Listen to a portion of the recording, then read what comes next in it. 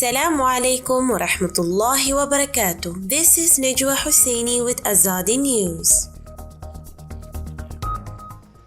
Burma finds troops guilty in Rohingya atrocities court-martial. Conditions of Rohingya return has not improved, says UN. Australia urged to help Rohingya refugees in limbo.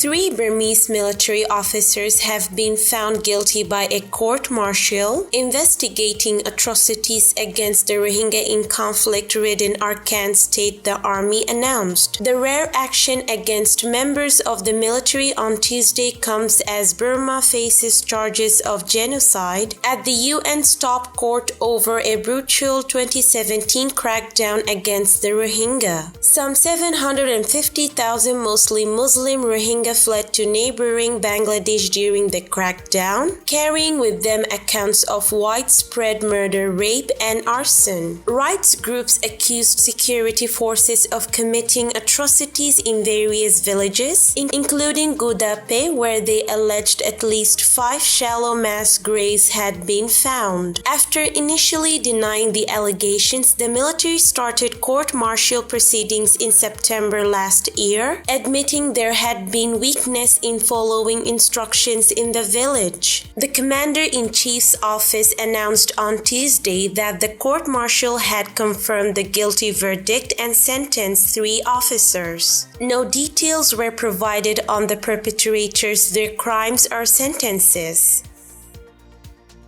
The UN Human Rights Chief on Tuesday expressed regret that the human rights situation for the Rohingya had not improved and that conditions for their safe, dignified and sustainable return to Burma were still not in place. Michelle Bachelet, the UN High Commissioner for Human Rights, was speaking at the 44th session of the Human Rights Council on the human rights situation of the persecuted Rohingya minority. Regrettably, I must once again report that the human rights situation for Rohingyas in Rakhine State has not improved and that conditions for their safe, dignified and sustainable return from Bangladesh are still not in place, she said. Bachelet said restrictions on humanitarian access and freedom of movement linked to the novel coronavirus pandemic had further worsened this situation. She said that in Arakan and Chin states, the civilian population, including several minority communities, continued to bear the brunt of an intensifying armed conflict between the Burmese military and the Arakan army insurgent group. She said that at the weekend, the Burmese military launched a so-called clearance operation in the Chokte area of Rathidong Township in Arakan.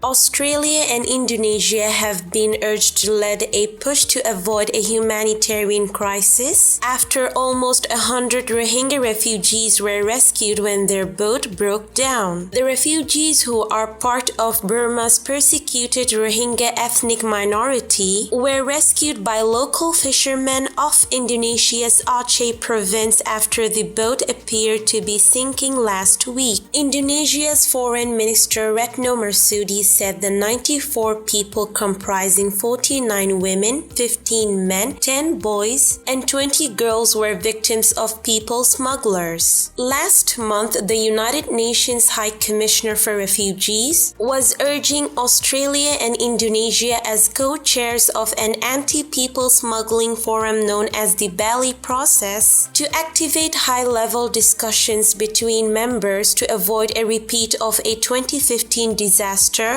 in which hundreds of asylum seekers died in the Andaman Sea. But Amnesty Australia's refugee coordinator Graham Thom said Indonesia and Australia, as co-chairs of the Bali Process, needed to step up and do more to manage the flow of Rohingyas fleeing persecution in Burma's Arakan state. Leaders of the ASEAN member states met virtually on Friday. The humanitarian crisis of stranded Rohingya refugees was expected to be a topic of conversation.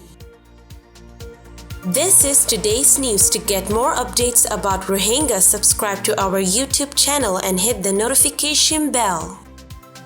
Visit our website azadinews.org and follow our social media accounts. Wassalamu alaikum wa rahmatullahi wa barakatuh.